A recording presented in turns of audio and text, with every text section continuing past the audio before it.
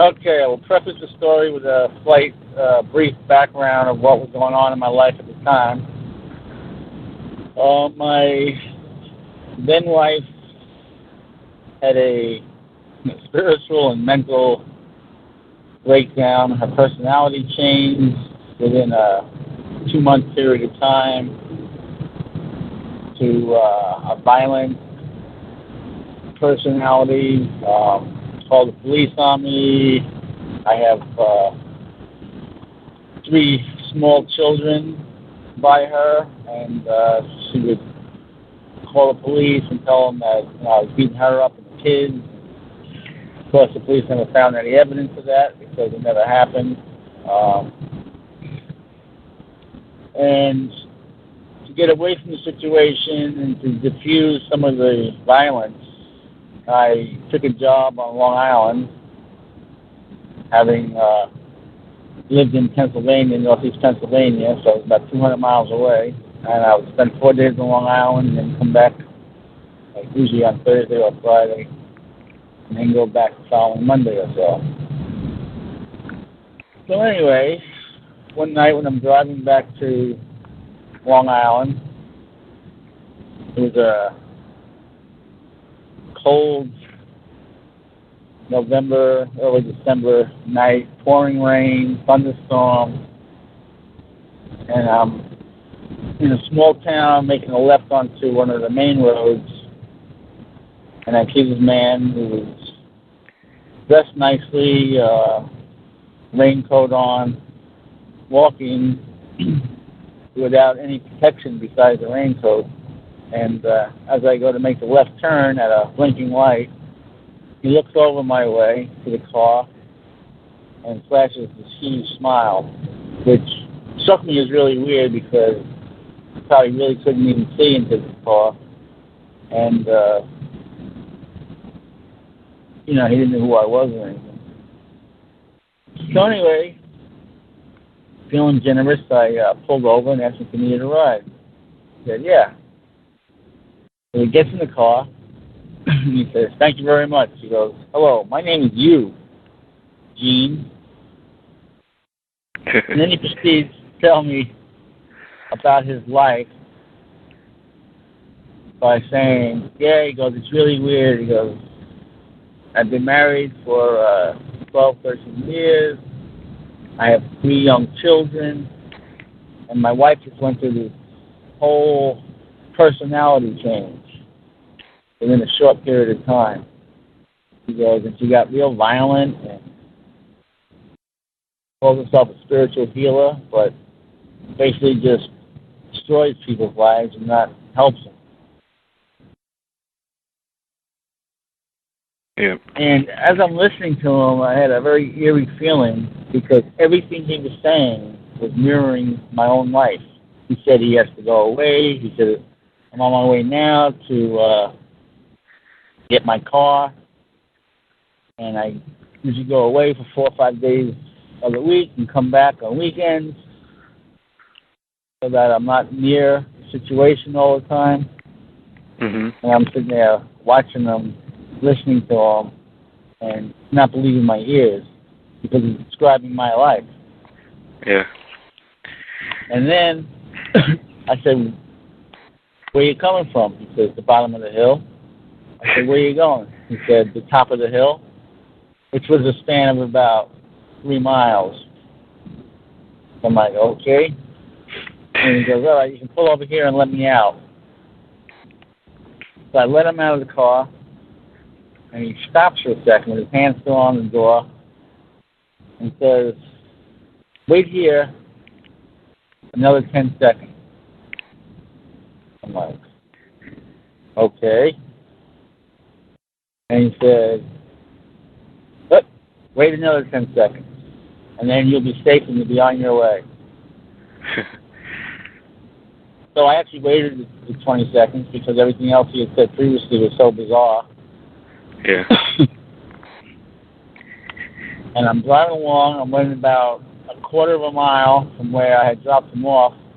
All of a sudden I hear this ear-splitting, metal-crunching sound, and this pickup truck comes was airborne, had hit a car, a snowbank, and became airborne, flew over my car, and landed on top of a car that was in the lane next to me.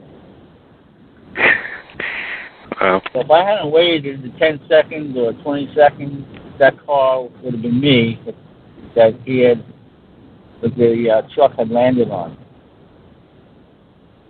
So looking back, I think this guy was an ascended master or a spirit guide of some sort, because he saved my life, and he described my life where I took note and attention of what he was saying, because it was just too bizarre that what he was saying was everything to do with my life, and it was such a unique situation.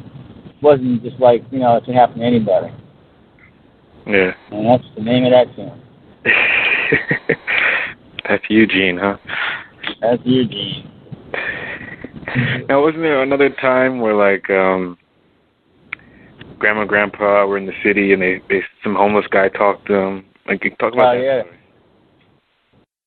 story. This was 1994. I was coming out of Penn Station in New York City, and this homeless black man with a navy blue hooded sweatshirt, all ripped and tattered and torn, came up to me and said, "Don't worry, your life is going to get better now. Things will improve. Your finances will get better. Your health will get better." I had a brain aneurysm burst the year before, and I was still pretty much recovering, mentally and physically. Mm-hmm. And he just went on to describe how things were getting better, the worst was behind me, and keep a positive attitude, and everything's going to help. So I didn't think too much of it, because I have stuff like this happen to me quite often. Right. But later that night when I got home, my parents called, and they said, "We had this weird thing happen to us." And they were up in West Nyack, New York, which is about 60 miles from Penn Station. Yeah, north. And it was about the same time of the day, when they said, middle-aged black man and a homeless guy in a navy blue hooded sweatshirt came up to us and said, "Don't worry about your son, he's going to be okay." And he went on and pretty much described the same situation as he did to me, pretty much word for word. And this was the same day, the same time of the day, and about 60 miles apart. Now, a third thing I could think of that had to do with symmetry was one night I was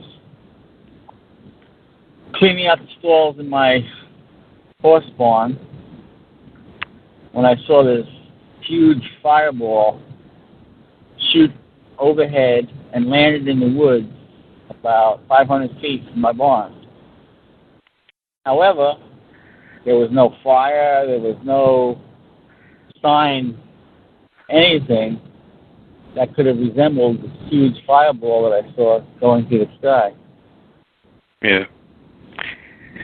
The next morning, my son Dana called me up and said, "Dad, you see anything weird last night?"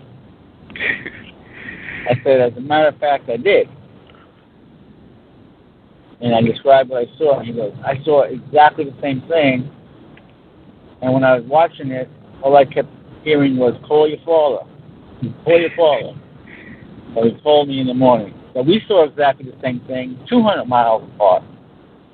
Yeah. At the same time. And he had people in the car, and no one else saw it. Yep. Now, I talked to a friend of mine about it. She said that she thinks you saw what I saw. In other words, not that you saw it there, but you saw it through my eyes. Because no one else saw it. Very interesting theory. Yeah, that is. I never thought about that.